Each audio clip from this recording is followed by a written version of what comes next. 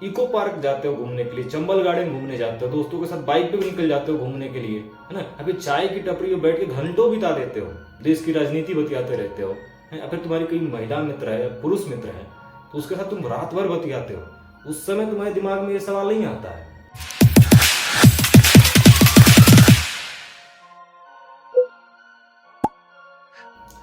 और मित्रों, क्या हाल है? सब बढ़िया? और एक बात बताओ, पढ़ाई लिखाई कैसी चल रही है? वो नहीं चल रही है ना यार। आज का टॉपिक भी ऐसा ही है, पढ़ाई से रिलेटेड ही है। अब ये जो महीना है ना, मार्च अप्रैल मई मई, अब इन 3 महीनों में बहुत सारे एग्जाम होते हैं। यूपीएससी प्रीलिम का पेपर होने वाला है, मई महीने में नीट का पेपर है, उसके बाद जेई मेंस का भी पेपर है, और बहुत सारे कॉम्पिटिटिव एग्जाम्स भी है। अब जैसे जैसे एग्जाम पास में आता है ना, बच्चों के दिमाग में 2 सवाल लगते हैं घूमने।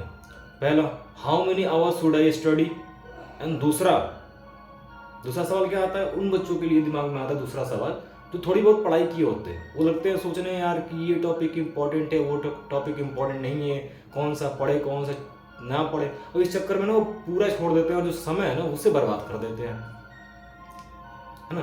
तो जो समय है भाई, तुम्हारे पास वैसे भी लिमिटेड समय है, तो उसे क्यों बर्बाद कर रहे हो? लेकिन एक बात बताओ पहले, कि जब तुम इको पार्क जाते हो घूमने के लिए, चंबल गार्डन घूमने जाते हो, दोस्तों के साथ बाइक पे भी निकल जाते हो घूमने के लिए, है ना, अभी चाय की टपरी में बैठ के घंटों बिता देते हो, देश की राजनीति बतियाते रहते हो, है, फिर तुम्हारी कोई महिला मित्र है, पुरुष मित्र है, तो उसके साथ तुम रात भर बतियाते हो, उस समय तुम्हारे दिमाग में ये सवाल नहीं आता है कि यार 8 घंटे बतिया लिए, या फिर कितने देर बात करें, है। तो पढ़ाई करते समय तुम्हारे दिमाग में ये सवाल क्यों आता है कि कितने देर पढ़े?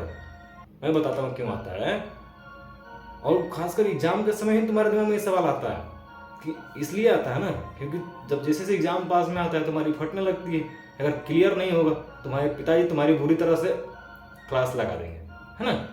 तो तुम इस डर से क्या करते हो, निकल जाते हो वास्को डी गामा बन के यूट्यूब की दुनिया में, और ढूंढते क्या हो, शॉर्टकट्स, कोई आसान तरीका मिल जाए सक्सेसफुल होने का, है ना, सिलेक्शन ले लेने का, मोटिवेशनल वीडियो देखते हो। तो भाई एक बात मैं क्लियर बता दूं, मोटिवेशनल वीडियो उनके लिए होता है ना जो पहले से कर रहे होते हैं, पढ़ रहे होते हैं, और कोई आके उन्हें कोई ऐसा बात बोल दे जिससे वो उदास हो गए या फिर थोड़ा सा उनको लगने लगा कि नहीं हो पाएगा, तो वो उनके लिए है कि थोड़ा सा मोटिवेट हो जाए, फिर से अपने काम में लग जाए। तुम्हारे लिए मोटिवेशनल वीडियो कोई काम नहीं आएगा। तुम कितना भी मोटिवेशनल वीडियो देख लो, तुम्हारे एक काम नहीं आने वाला है। तुम एक दिन काम करोगे, एक दिन पढ़ने बैठ जाओगे, और अगले दिन तुम फिर से वही हरकत करोगे, फिर से जाके चाय की टपरी में बैठ जाओगे और घंटों बिता दोगे, लेकिन पढ़ोगे नहीं, अलाय की तरह पड़े रहोगे, सोए रहोगे, 12 घंटा सो जाओगे, है ना। फिर तुम अगले दिन उठ के क्या करोगे, अरे यार आज का भी समय बर्बाद कर दिया। तो लेकिन जानते हो, इस सवाल का एक बड़ा इंटरेस्टिंग जवाब गुरुजी ने दिया था। गुरुजी से एक लड़के ने उनसे पूछा कि सर कितने देर पढ़ना चाहिए। अब इस सवाल का सिंपल सा जवाब दे सकते थे गुरुजी, लेकिन देने के बजाय उन्होंने उससे एक सवाल पूछा लड़के से कि भाई एक बात बताओ, तुम्हारी गर्लफ्रेंड है? अब लड़का इस सवाल सुनते ही बिदक गया कि मैं यहाँ पढ़ने आया हूँ, लाखों रुपए का फी जमा किया हूँ, और गुरुजी मुझे उल्टे से सवाल पूछ रहे हैं, गर्लफ्रेंड बनाने के लिए बोल रहे हैं।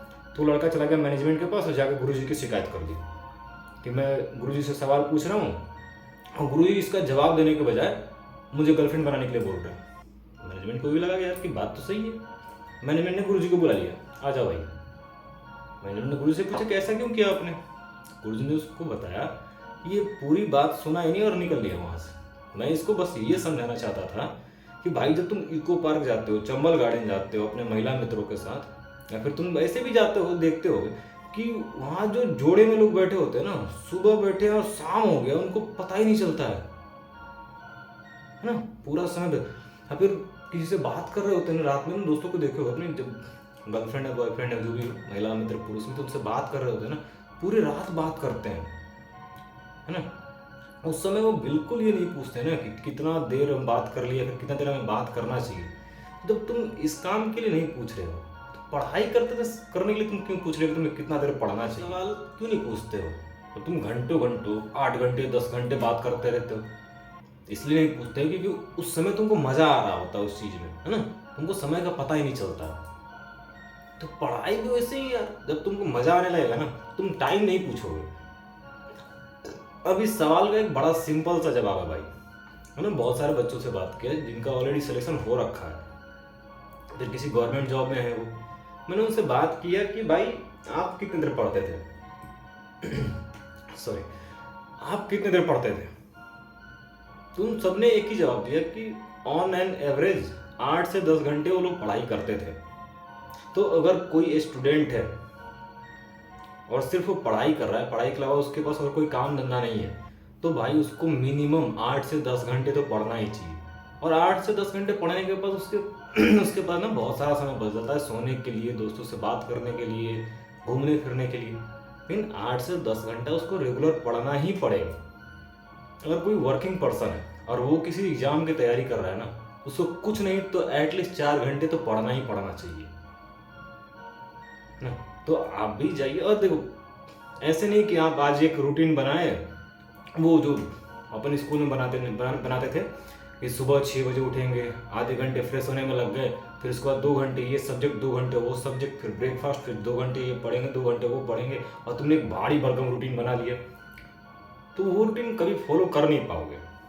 सिंपल रूटीन बनाओ कि आज से लेके 3 दिन तक मैं 2 घंटे पढ़ूंगा, फिर अगले 3 दिन में 4 घंटे पढ़ूंगा, और इस चीज़ को धीरे धीरे ग्रेजुअली आगे बढ़ाओ, 8 घंटे 10 घंटे तक पहुंचो। फिर देखो तुम्हारा सिलेक्शन कैसे नहीं होता, बिल्कुल होगा यार। मन से एक बार ट्राई करके तो देखो, ठीक है। तो एक आप क्या है ना, डिसिप्लिन, एक रूटीन बनाओ और डिसिप्लिन के साथ उसको फोकस करो। और सबसे जरूरी बात है ना कि पॉजिटिव अप्रोच के साथ आगे बढ़ो। ये सोचना तो छोड़ ही दो बिल्कुल सिलेक्शन नहीं होगा। अबे यार नहीं होगा तो नहीं होगा। जिंदगी तुम्हारी सिलेक्शन बड़ी थोड़ी टिकी है कि आईआईटी कॉलेज में नहीं जाएंगे तो मर जाएंगे, मेडिकल कॉलेज में नहीं जाएंगे तो मर जाएंगे, आईएएस नहीं बनेंगे तो मर जाएंगे। तो दुनिया पड़ी है यार, है ना, कुछ भी कर लेंगे। अब तुम राजा आदमी हो गए, है ना, तुम सब भाई राजा ही तो हो, अपने माता पिता के लिए राजा हो। अब बच्चे यार, मैं कई बार सोचता हूँ बड़ा भारी स्टेप ले लेते हैं, सुसाइड कर लेते हैं इस चक्कर में यार सिलेक्शन नहीं होगा।